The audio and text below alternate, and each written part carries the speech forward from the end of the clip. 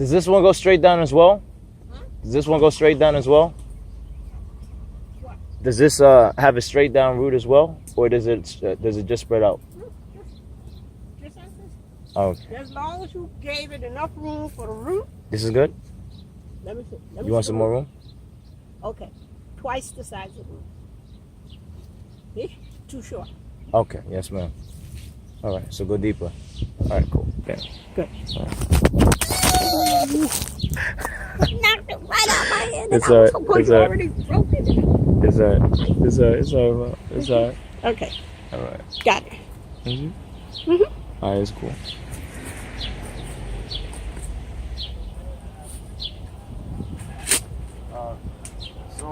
Johanna, why do I have to, what's the importance, or like, why is it important to dig a wide hole? The importance of digging a wide hole is to make sure that the plant has room to expand its roots, and it would be deep enough that if the wind comes, that it will be deep enough in the hole for the wind to not knock it over. The plant must have enough room to expand in order to give you healthy food and or a beautiful plant. So what are we planting here today? Today what we're planting is a different type of hollyhocks. Hollyhocks are very beautiful. They grow very, very tall. And in the old days, they were planted near outhouses, so young women would not have to ask where the facility was. So it's like a marker. Right. Identifier. Identified the outhouse. What are we doing after this?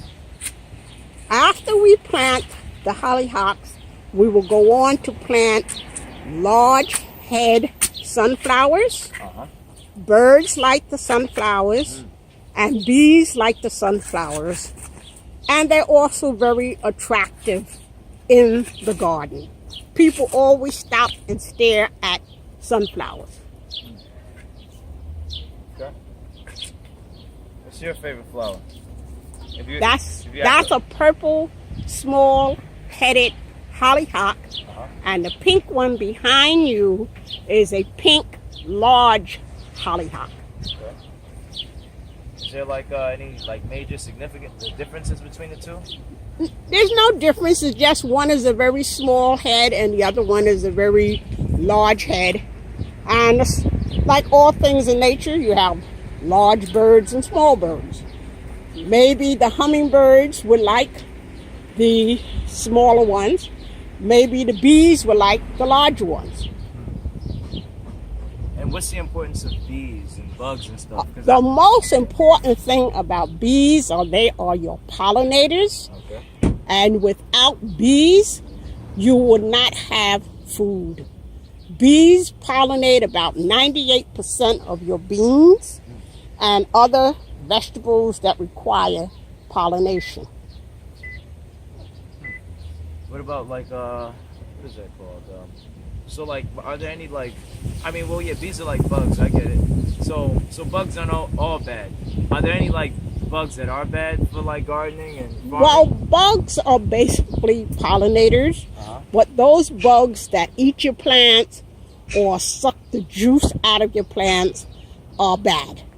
But the importance of bugs are birds eat them, and bees eat them, wasps eat them, and various carnivorous bugs. So it's the highest or the biggest or the smallest or the strongest. It's kind of the law of nature. Okay. I get it.